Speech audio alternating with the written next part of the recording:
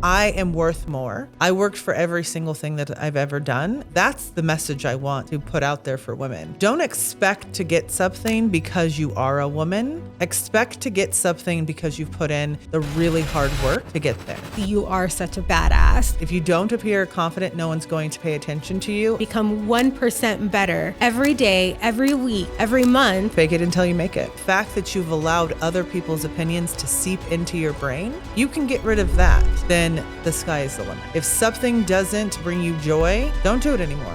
If it's not a hell yes, then it's a hell no.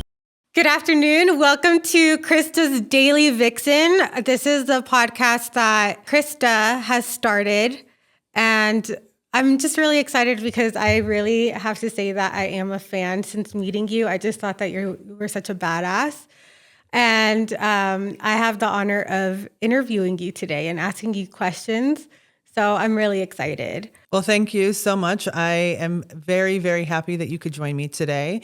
It's been a pleasure getting to know you through this experience as well. So I'm excited about today. Just so the audience is aware, I've put together just a couple of words to help to describe you. And it's basically a snapshot of like when I first met you, when I first saw you, what were the words that came through my head? So I have a list of that. Number one, first and foremost, I was like, damn, she is a badass.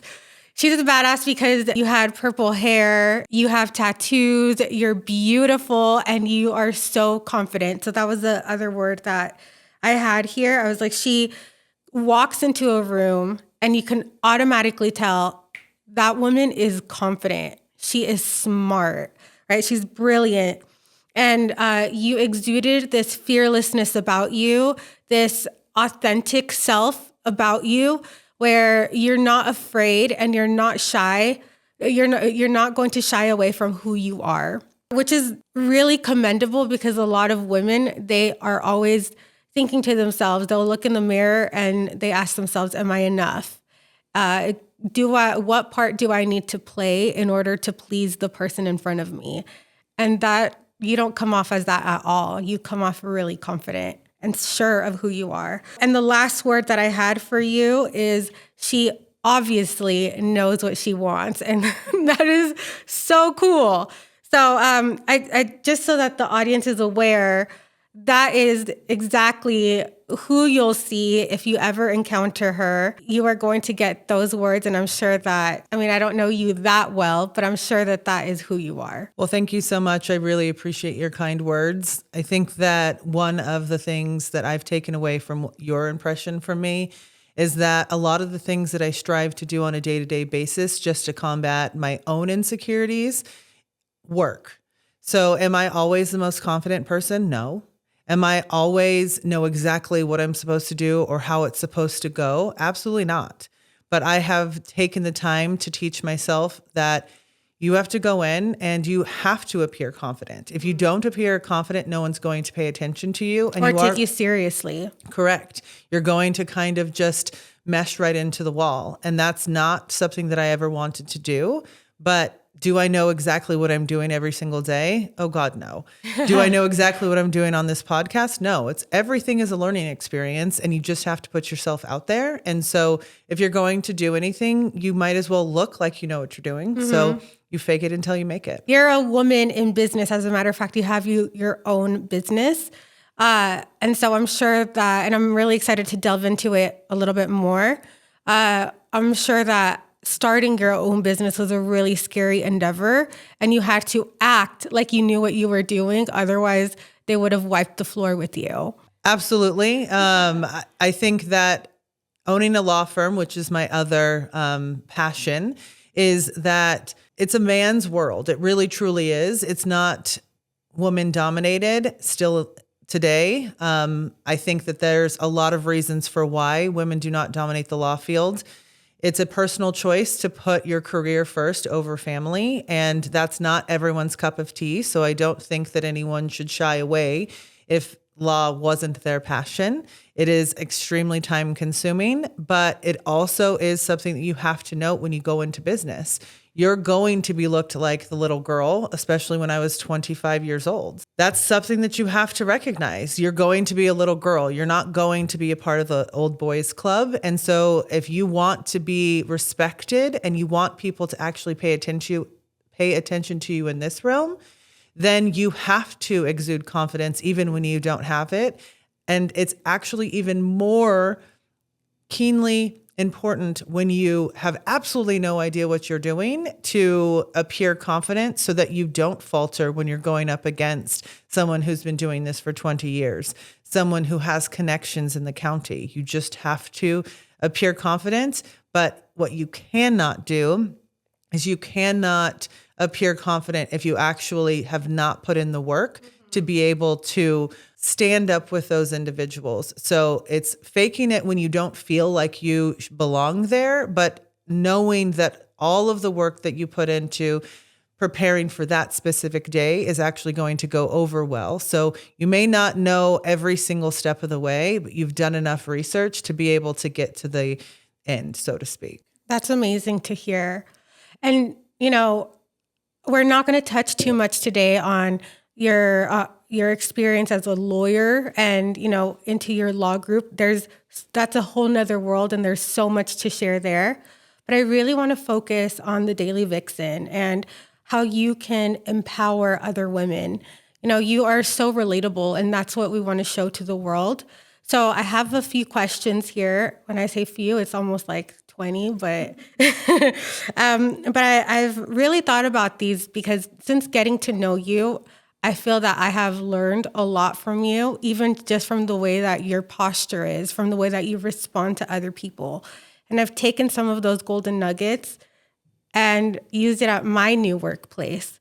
And I would love for other women to be able to get exposed to you and take some of what I've learned and use it in their everyday lives too. Well, I would love to answer any questions that you have, as I am absolutely hoping to be able to say something that really resonates with someone out there that they can take and say, you know what, I want to make a change, or I can do this too. So I think my first question to you is, because you are such a badass and that's what you come off as, I want to get a little bit deeper, and I'd love for you to tell me about the moment as you were growing up when you realized that you were not meant to live a quiet life. Well, I think that my parents did a really good job of instilling me in a sense of adventure and to not living this cookie cutter life.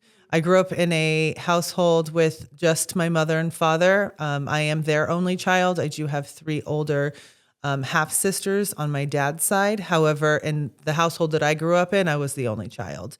And so we would go to school for me and go to work for my parents. And every single weekend we would get in the car and we'd be at the desert going off-roading, or we would be at our house at the river to go boating.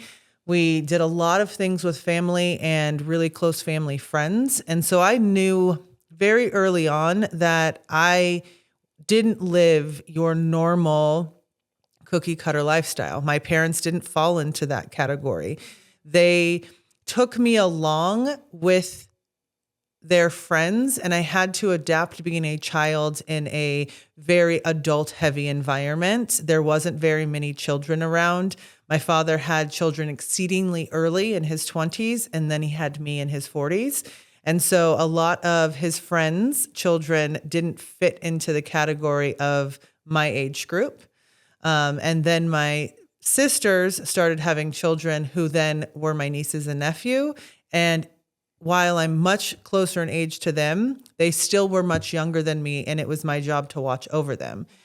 And so I think that having to be a child that had to hang out with adults most often, that I realized that I really thrived in that environment. And so very early on, I realized that I wasn't normal. I wasn't the normal kid. I did not play soccer. I didn't play softball. My parents didn't take me to these games every single weekend. My parents took me on ski trips because that's what they liked to do. Yeah. My parents took me to the river because that was their passion. My parents took me on camping trips and taught me how to go off-roading because it was their passion.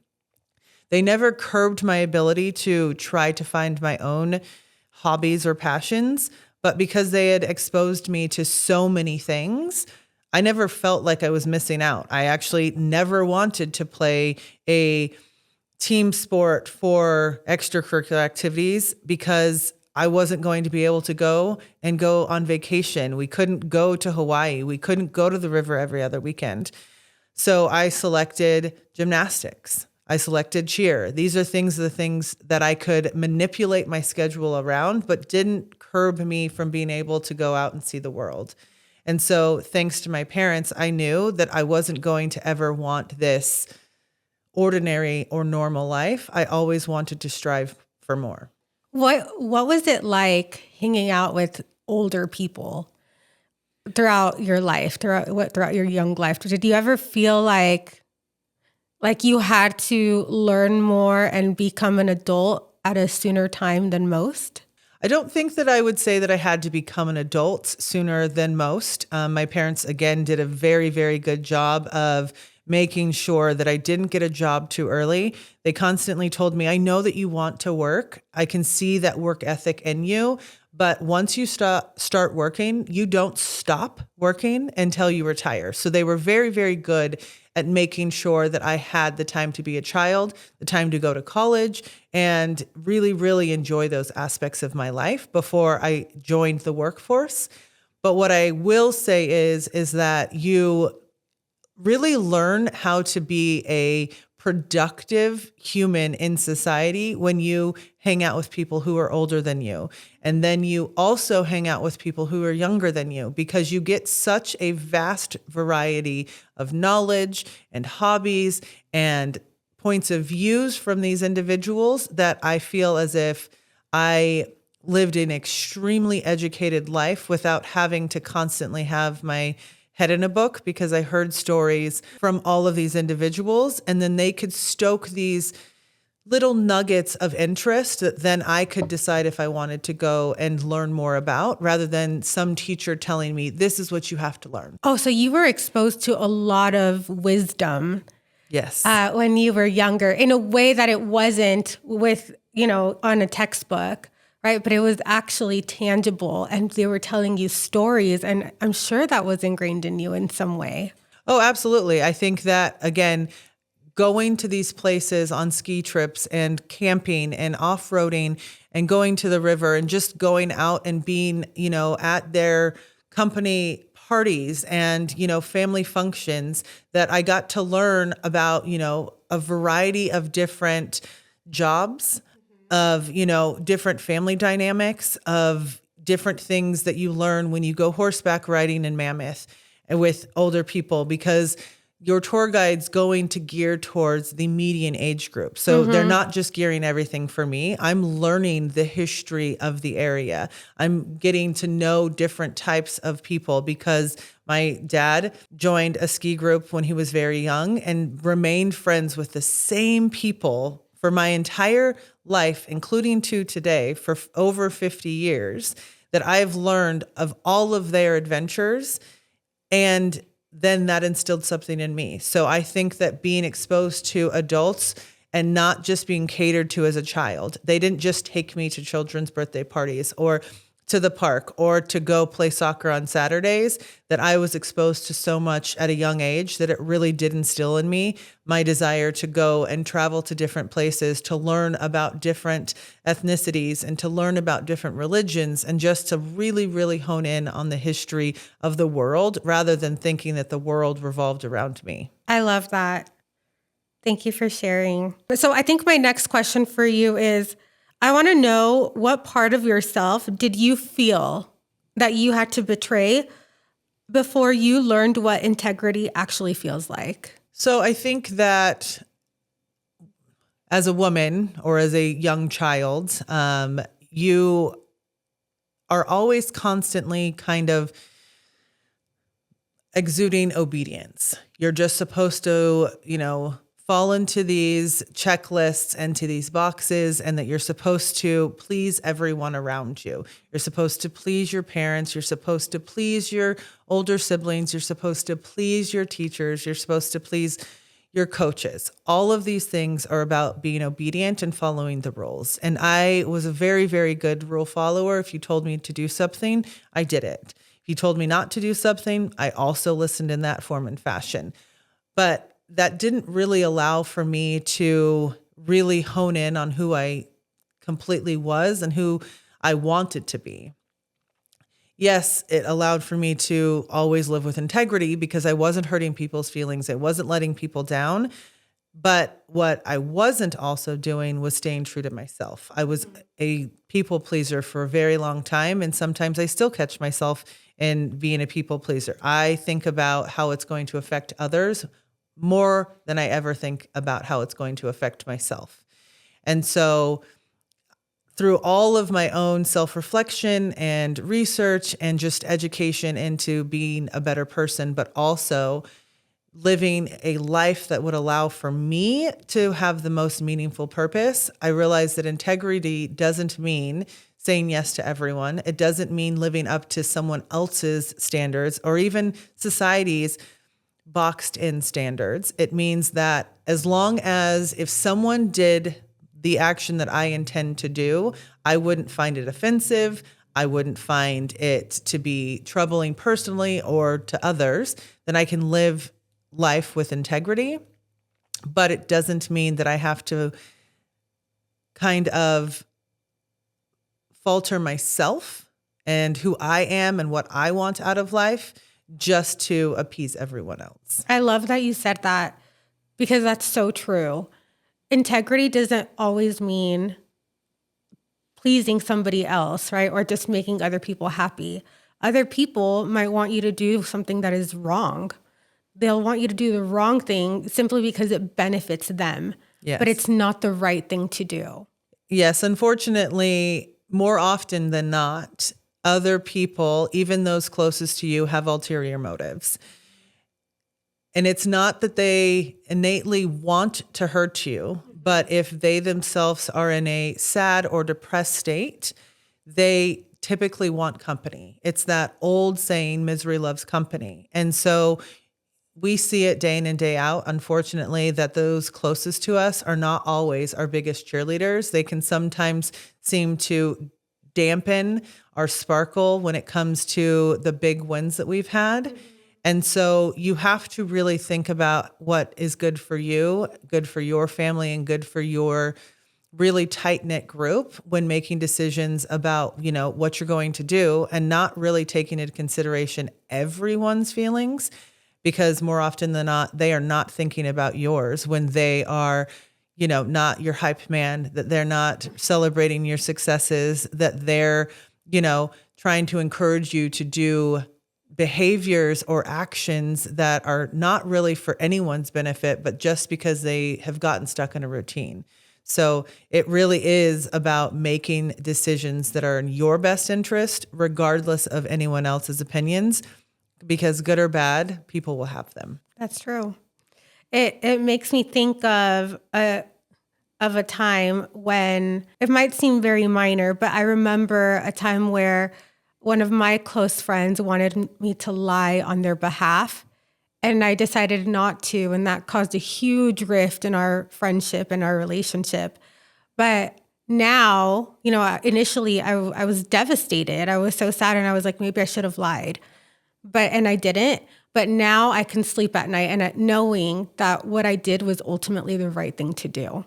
Right, because it was, again, self-serving to ask you to lie and to go against what is important to you. And being able to say, I stood by my morals is way more important than I appeased someone who asked me to do something that they knew I wasn't comfortable doing. Exactly. So let me ask you, what do you think women confuse for empowerment that's actually self-abandonment? So I think that, especially nowadays, that we are in a very, very interesting time to be a woman.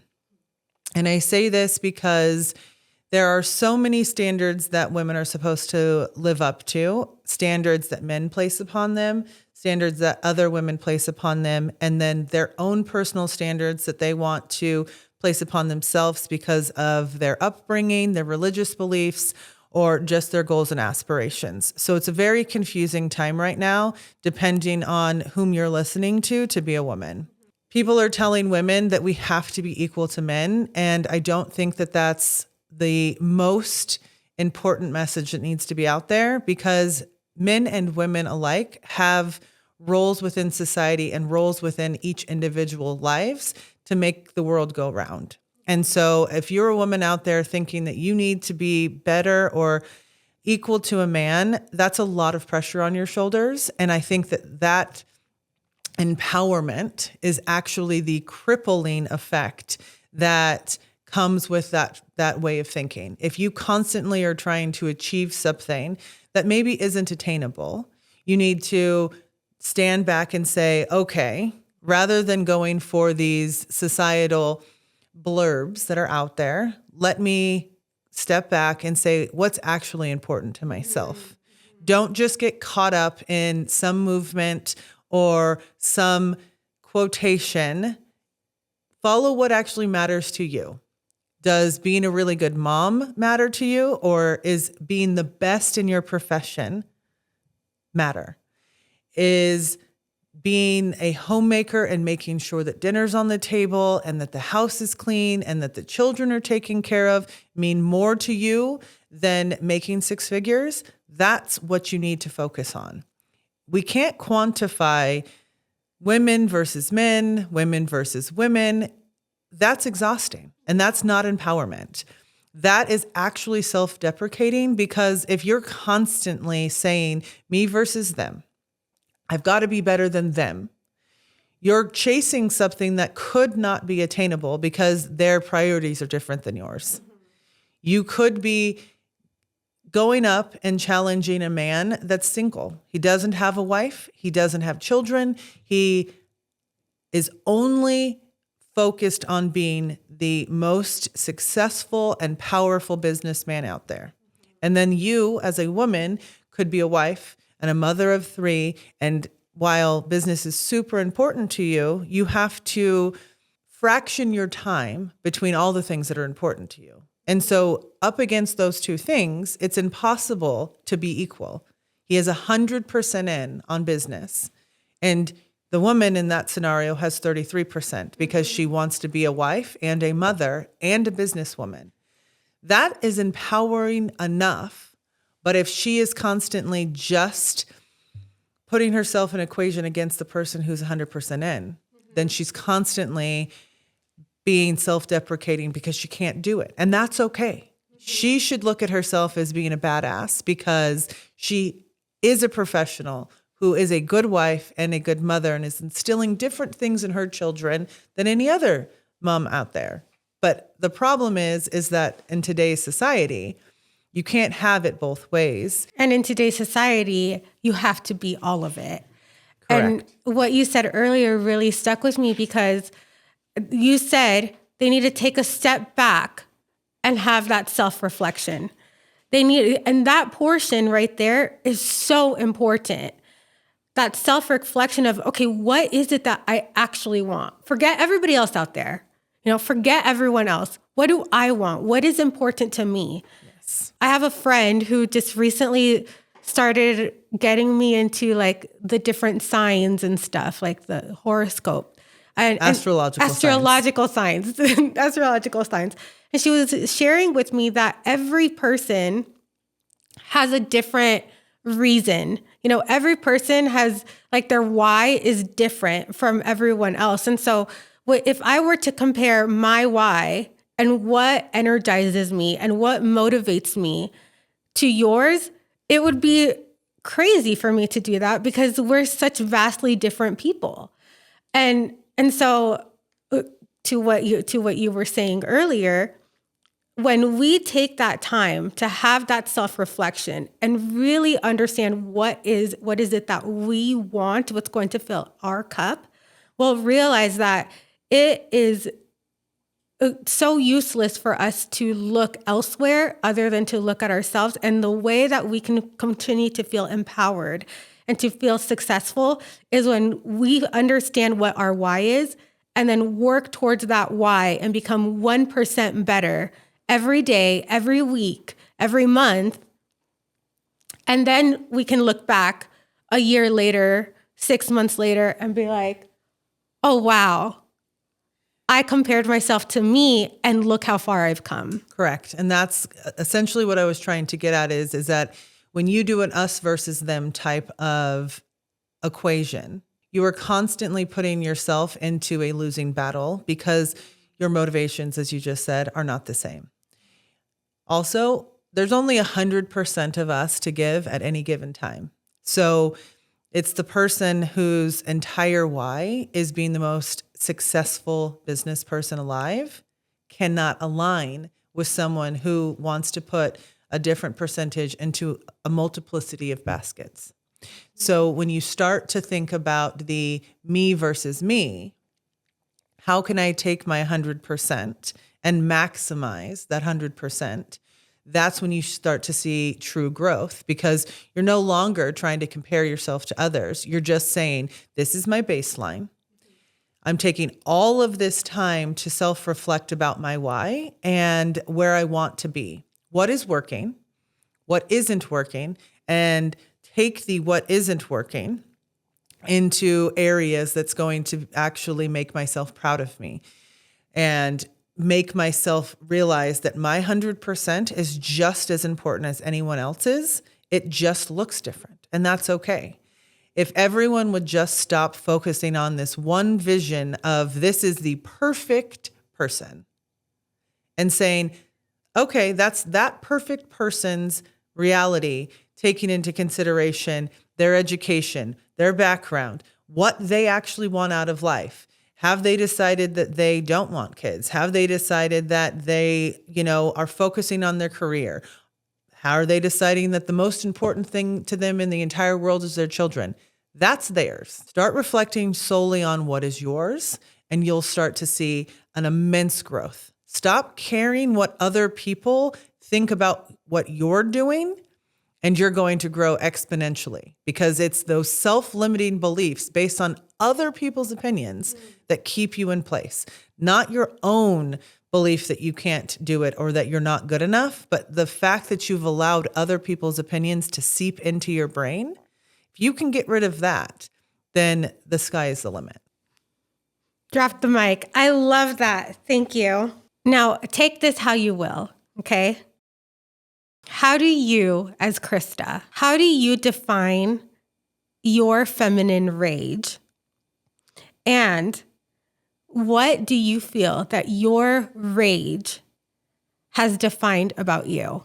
So I think that, again, this goes back to some of the things that I've already touched upon, but I think that the thought process or the quotation around feminine rage is, again, a self-limiting idea. So if you get to fall into the category that I'm doing this because I'm a female, or I'm doing this because I've been oppressed and therefore I have rage, again, you are allowing other people's self-limiting ideas to limit you. And if you fall into that type of mindset, you're going to self-limit yourself to a certain degree. But if you can break past the societal norms and the stereotypes that people and society places upon us, and you just say, it doesn't matter if I was a man or a woman, I want this out of life. I want to own a business. Then you put all of your energy into owning a business, and you know that you did everything correct and that you sacrificed and that you put in the hours to get where you are as a business owner. It shouldn't matter if you're a man or a woman. It should just matter that you deserve to be there. And one of the things that I think that women especially find themselves in is that society wonders whether or not they have gotten to that position because they're a woman.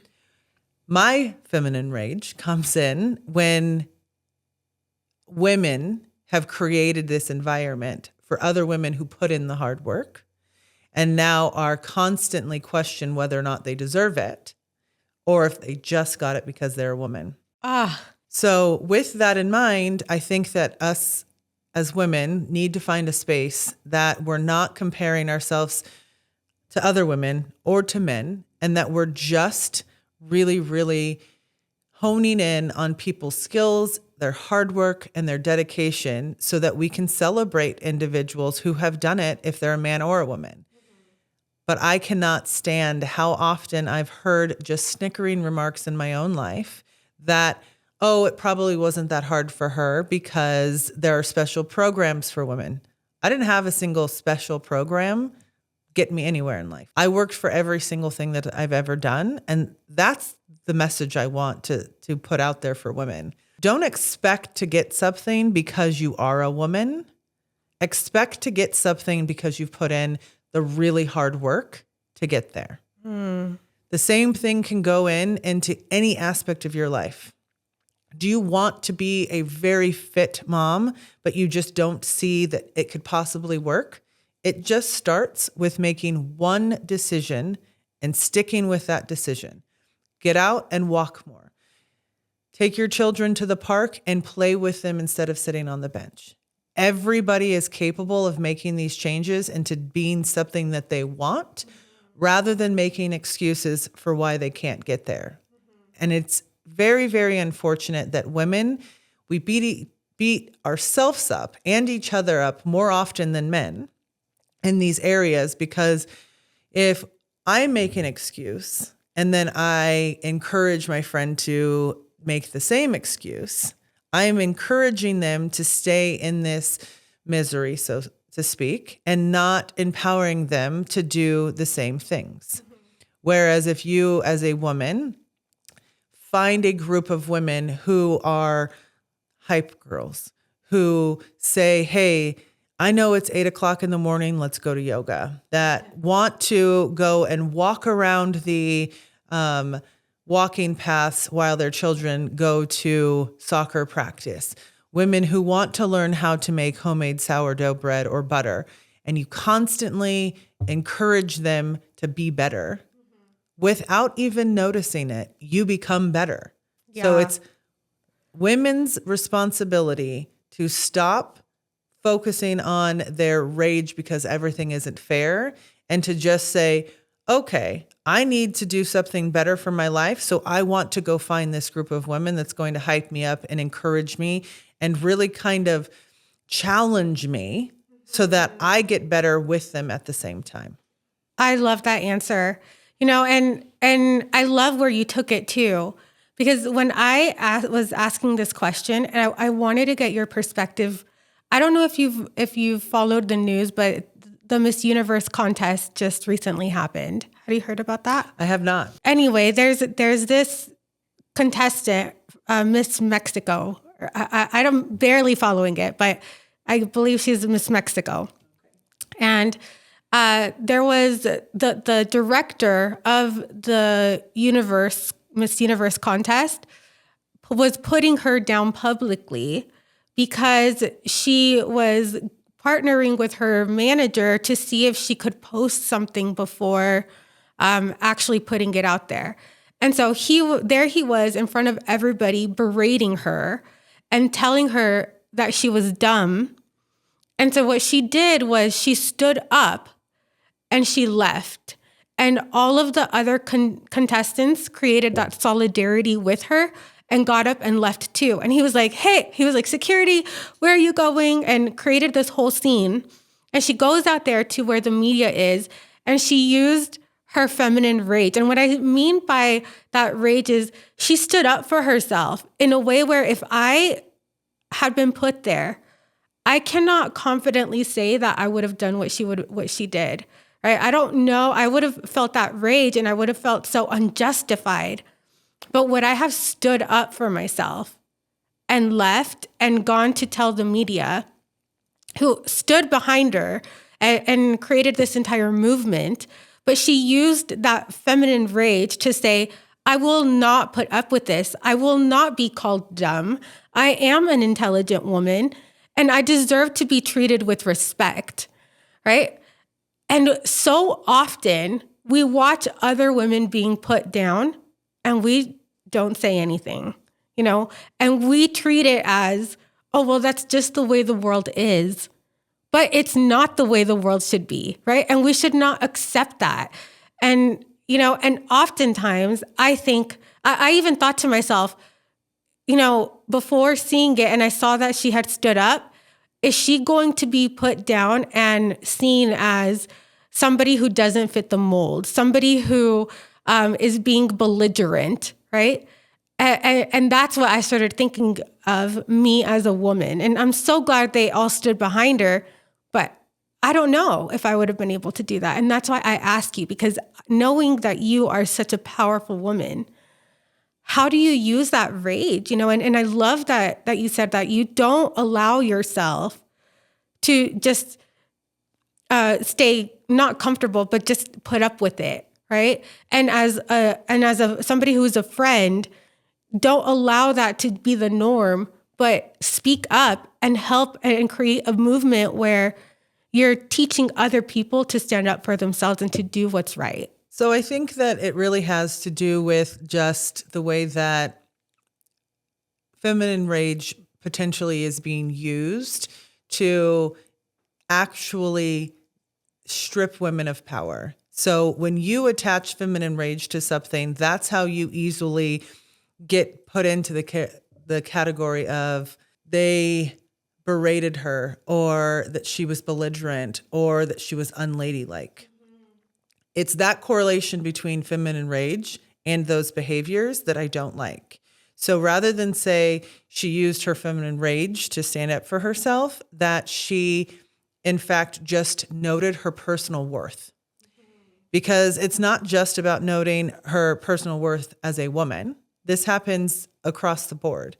So what my message is that we need to, again, stop putting things that immediately make it us versus them, and saying that every person needs to learn their own self-worth, and that they need to know that it's about not allowing for people to belittle you, not allowing people to disrespect you, and knowing your self-worth, and knowing when something that you're a part of or that you're, ingrained in isn't speaking to you anymore.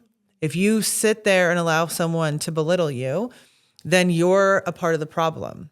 So it's not about using feminine rage necessarily. It's about saying, I am putting myself first. This isn't about anyone else's opinions of me, because yes, I'm going to piss off a plethora of people if in an interview for Miss Universe, I stand up and I walk out. But it doesn't matter, because for me personally, I know that no one is allowed to speak to me that way, regardless of the situation. So I'm going to extricate myself from the situation, and I'm going to get out and get in front of it. And I'm going to say, even if this costs me everything within this pageant, I am worth more. And I am worth more telling everyone, if something doesn't bring you joy, don't do it anymore. If it's not a hell yes, then it's a hell no. I love that. You're a very strong individual. I think that you know what you want, what you don't like, what you do like. But I'd love to know from you, you're a human too. What is something that you're unlearning right now? And it could be something that has to do with love, something that has to do with your own personal strength, something when it comes to your leadership of your team. But oftentimes we grow up with these habits that we don't realize until later that can actually be not helpful or even harmful to ourselves. So I think that I'm constantly learning and unlearning everything, so to speak. But one of the things, and you touched on it earlier, is that women especially, but I think that it's across the board, just people have this self-limiting idea that we are not enough.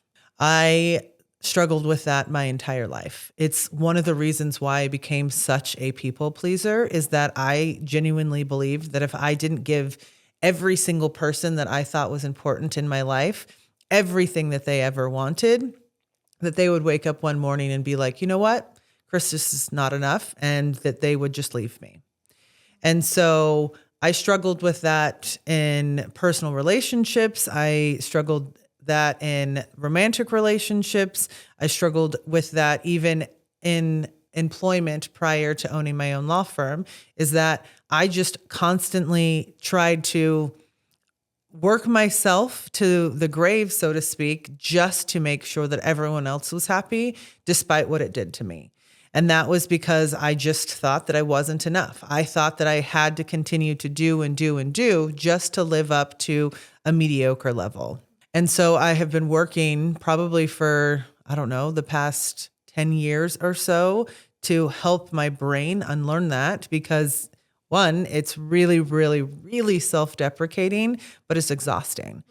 It's exhausting to constantly try to think 17 steps ahead of every single person to come up with a perfect plan. It's exhausting to say yes when I really want to say no. It's also exhausting to do all the work and receive none of the recognition. And so at some point, I just had to realize if me doing less and really putting myself first was not enough for someone, then they weren't meant to be in my life. Or if I did what my job description required rather than 13 other people's jobs as well as my own, and I got fired, then they were taking advantage of me anyways. Yeah. And so I think that that's probably the most important lesson, or I guess self-limiting idea, or an emotional constraint that I grew up with that I have slowly deconstructed and unlearned. And while I can still see that it still creeps in every now and again, I'm much better equipped to step back and put into play all of the protection mechanisms that I've created for myself to put myself first, and to realize that just because my husband and I fight, he's not going to wake up in the morning and be like, I want a divorce, even though that's sometimes where my head goes. And so unlearning that has really allowed for me to put myself first and to, live a much happier life, with the understanding too that if some people don't want me, if I don't bend over backwards, then they were never really meant to be in my life in the first place. Yeah, that resonates with me a lot because, Naja knows me really well, and I just started a new job. So like a week ago, and Naja was like, okay, I know you're going to do great. You are going to do really well, but please, please, please do me a favor and don't be a tryhard. I was like, I'm not going to be a tryhard. And yet I'm noticing myself just this first week. I want to make sure that I'm pleasing everybody. And I don't know how to stop it. I don't know how to stop it because I feel like the moment I stop it, everybody's going to not like me. Everyone's going to think, oh, she's really not that great, And it's so hard to get out of that mentality. So that's something that I'm tackling right now too. So I think that there's also something that you have to take into consideration when you're struggling with these type of personality traits. So I too probably can be pinpointed as a tryhard, or a overdoer, or sometimes, again, still a people pleaser. But I think that one of the things that also requires a lot of self-reflection is, are you doing it solely for the purpose of someone else, or is it really kind of ingrained in you as a person that it also brings you joy? Do you enjoy being the person that people can come to that has all of the answers? Are you the person that wants to be known as the person who knows everything and is like someone's right-hand man? Because if that truly is your personality, I think that sometimes we also beat ourselves up about doing things because the outside world tells you not to be those things, even if they really, truly bring you joy.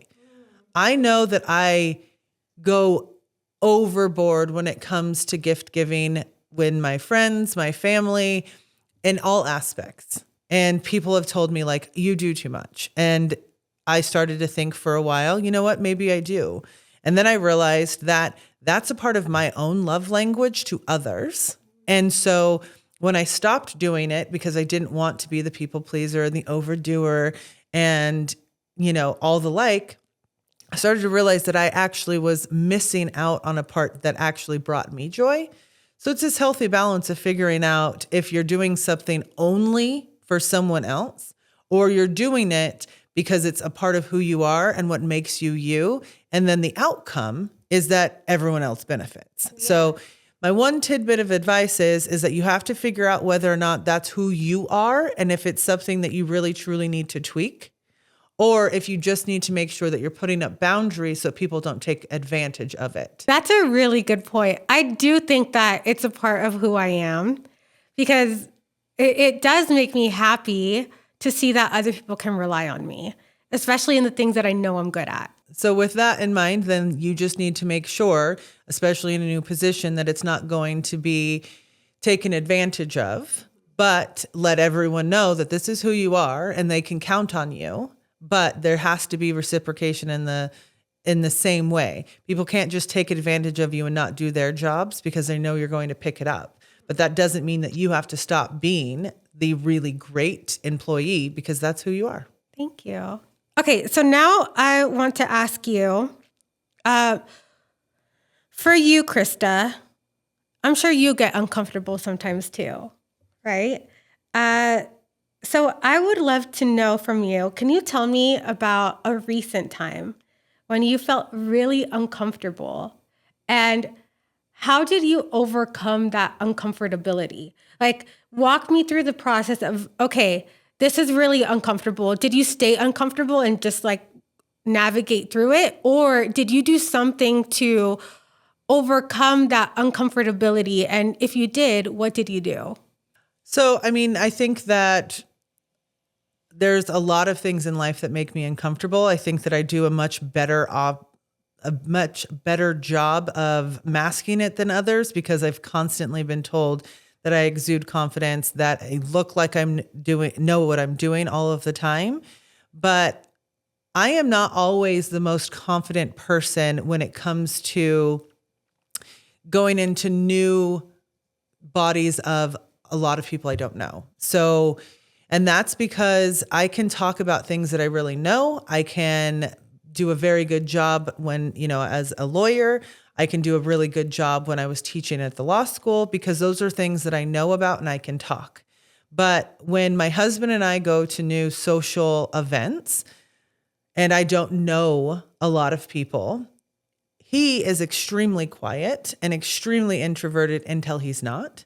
And I am the person that everyone looks to like, oh, she's the extrovert. Let's go hang out with her and let's talk to her. But I also can be very socially awkward if I don't know you and I don't know how to break the ice. And so I can get very uncomfortable. And with my husband, who literally is like, okay, it's your job. It's your job. I'm like, I don't know how to do this.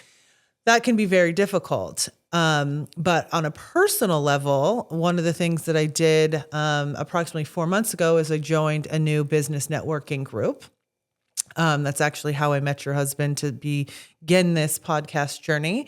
And I walked into a room of other business professionals, and they had already had really good business relationships. I could tell they, said hello. They talked about things that they had done together throughout the week, and they really seemed to have very deep-seated relationships. And then there was me, and I came in and I was like, okay, I know one person, and now I have to, come here and figure it out.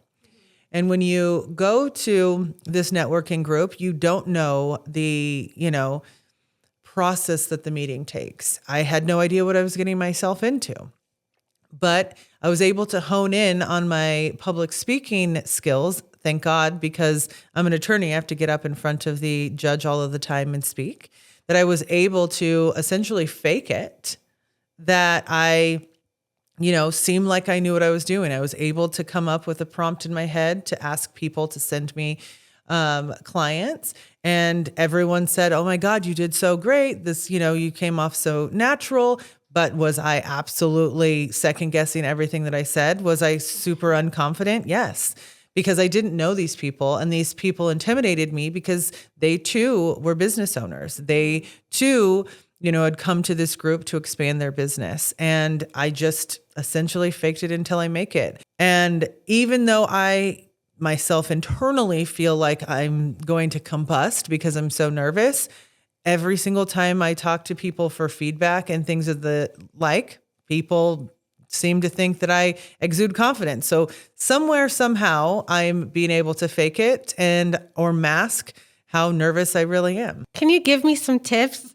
How can I mask it like you can? I truly think that you just have to hone in on the things that you're naturally good at. So my husband is naturally good at telling jokes. I am not funny in the slightest. Like, I know that. Right. Like, I will probably have one good zinger every 3 months, maybe if I'm lucky. I do not remember movie quotes, so I can't even like hone in on other people's hilariousness. I just can't. I'm just like, okay. So you have to find something that you're good at. If you're good at asking people questions, that's where you start. I mean, people love to talk about themselves. So most of the time, if you're nervous in a new environment, ask a bunch of questions to the other people. If you are nervous because you're starting a new position, ask every single person that you meet how you can assist them and how you can make their job easier. If you are meeting your significant other's parents for the first time, do your recon.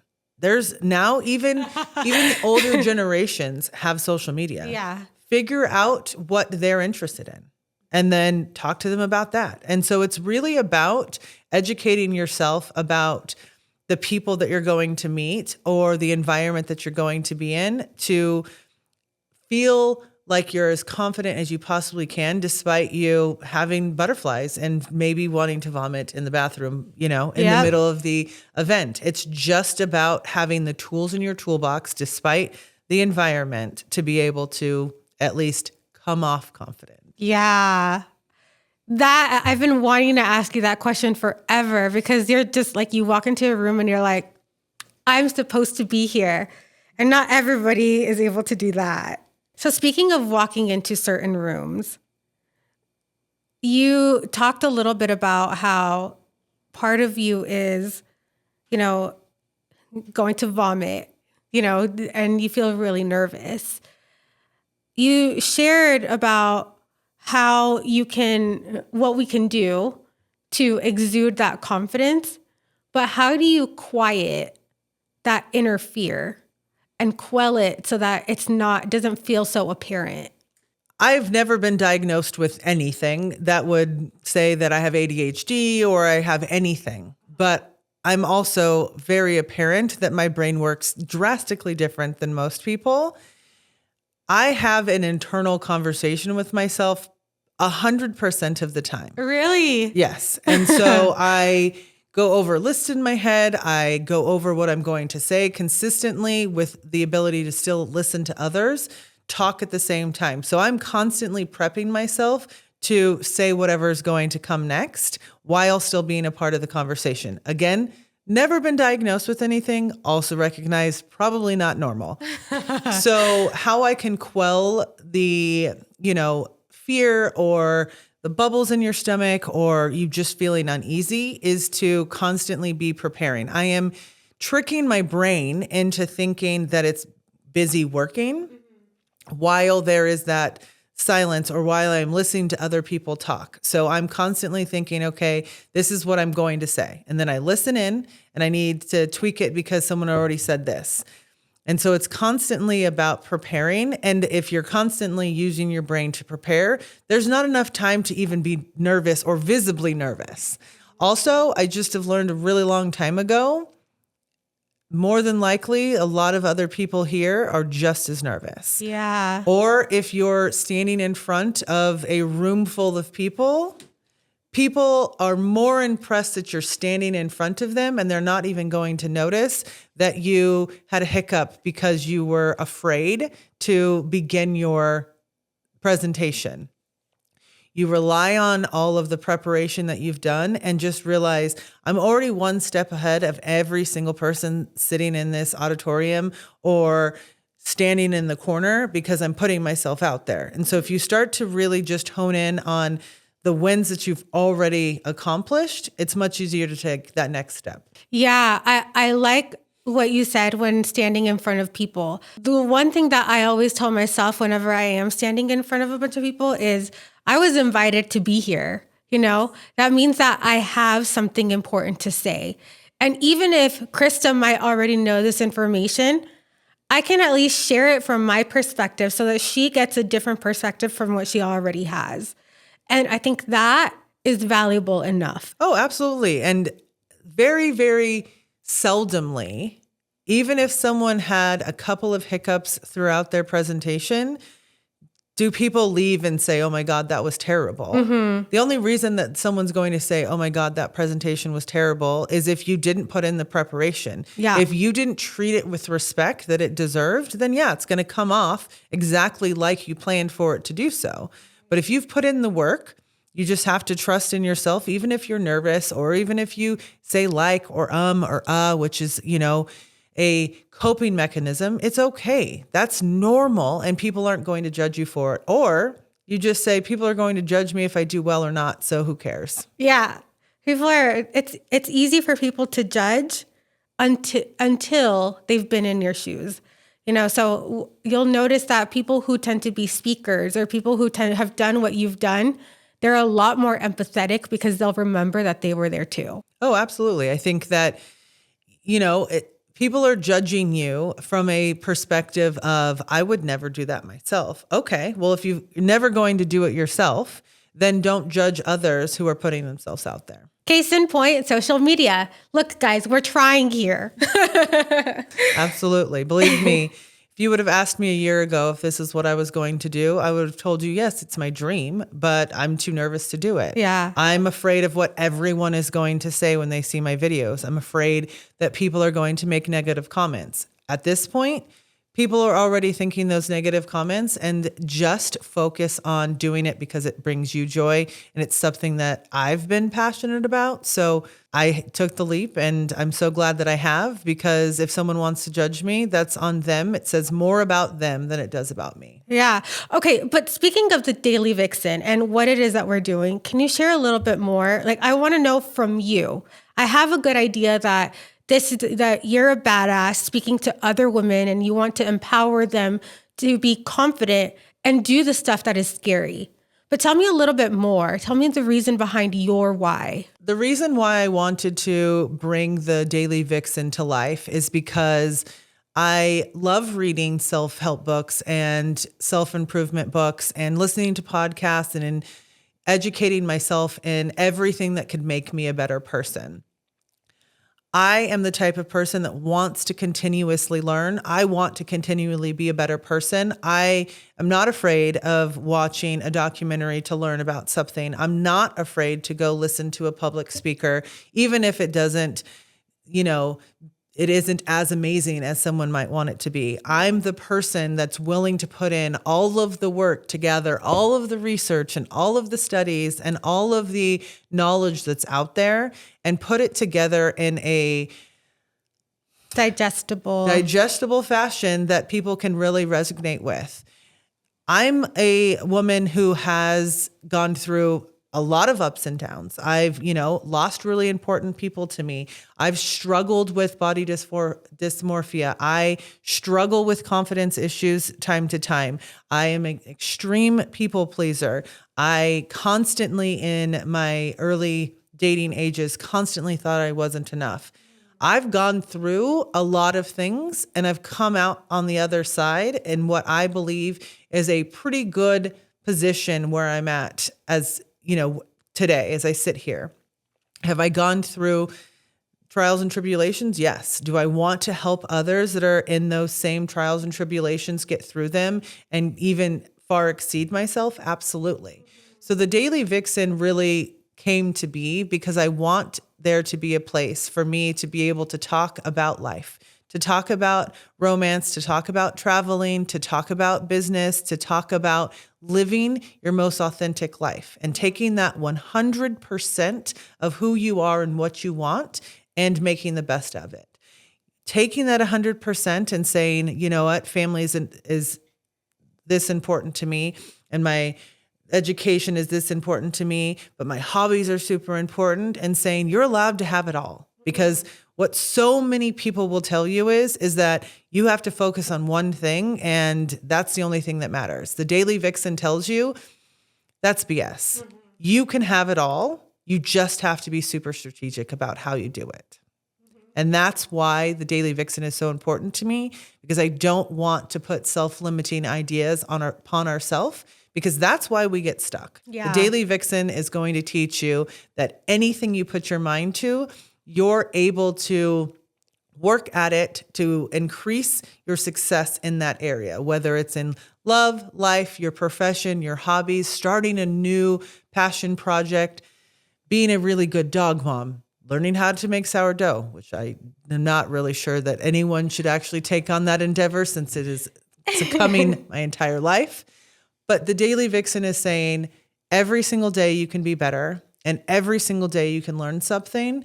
And there's going to be digestible steps that allow for you, if you feel stuck, to follow the Vixen method, follow through in our Vixen lab, and you can take yourself from being stuck and not loving your life and feeling as if you're living for others and living a more authentic life and leveling up each one of those areas of your life so that your 100% really feels full, rather than living somewhere around the 25 to 50% level, despite you having the same 100% as anyone else. Yep. What I've also noticed is that you really, really are a champion for change and that growth. We do not grow when we're stuck in the comfortable, right? We only grow and we become better when we are doing something that is different, when we are challenging ourselves to do more, or to hone in on that one thing that we really are passionate about. And that's something that you're helping with. You're going to be that example, like, hey guys, today I'm going to talk about something scary that I had to go through. And this way you can see that it is possible for you to do it too. I'm human and so are you. Let's work on this together. Yes, absolutely. One of the things that my blogs are going to be able to give readers very, very acute insight into my daily life that you can't just see in a podcast, because I want people to see that I struggle. I had confidence issues. I wore something that didn't make me feel beautiful and it affected my entire day. That I had a day where it seems like everything under the sun went wrong, but I want to be the person that said, I didn't let that ruin me. I actually said, okay, today just sucks. Yeah. But how can tomorrow be different? Or learn the habits that I've instilled in myself because I lived for so long in hating my life and hating myself at times that I had to put in place to protect myself. Someone tells you something awful online. There's an online review, and that's so important nowadays for business, influencers, or just normal people, that someone hurt your feelings to your core. Is that going to ruin your entire day? In my past, it could have. Now, I digest it and I move on. Yeah. And that's something that I hope that I'm going to be able to show through my blogs, through these videos, through the Vixen Lab, that you too, despite where you are in your journey, whether or not you hate your life, whether or not you're transitioning, whether or not you have pushed through your self-limitations and you just want to continue to propel yourself, that everywhere along that line, that the Daily Vixen is going to continue to propel you and to give you real life examples of trials and tribulations, but being able to work through them. Mm-hmm. That's exciting. I'm really, really excited to continue and to be able to listen to you. Look, I feel like I could ask you more questions. I still have a ton of questions and I'll send them over to you. But I think maybe I'll end this with one last question for you. And it's going to be a little bit more personal. Okay. We're really excited to see the Daily Vixen and to just watch it grow. My question to you is, for somebody who is watching or listening in, and they're also looking to explore the Daily Vixen and see what it's all about. If you could share one thought or truth that is living rent-free in your head every day, what would it be and how would it help the person listening to the Daily Vixen? So I think that we have touched upon it throughout this entire session today, is that you have to live for yourself. So if you're asked to do something and you're hemming and hawing on whether or not it actually speaks to you and it's going to empower you, then your answer should be no. So my ask for the viewers today or those listening in is that if you're asked to do something and your answer isn't hell yes, then it should be hell no, because you need to protect your personal autonomy and your own personal peace and only do things that are going to empower you, help you grow. And again, this doesn't mean, should I get up and go for a run today? Yes, I think that those answers in most people's heads are going to be no. But if it speaks to you because you want to get more fit, then the answer is hell yes, because it is propelling you towards your goals. What I'm really referring to is like you said, someone asked you to lie. You had the opportunity to say, I don't want to do this because it goes against my moral compass, but my friend is asking me to do it. I could be risking my friendship. But at the end of the day, the answer to that was, I don't think that this is for me. So it was a hell no. That's what I want the takeaway to be is that you have to do the self-reflection to know where you're going with your goals.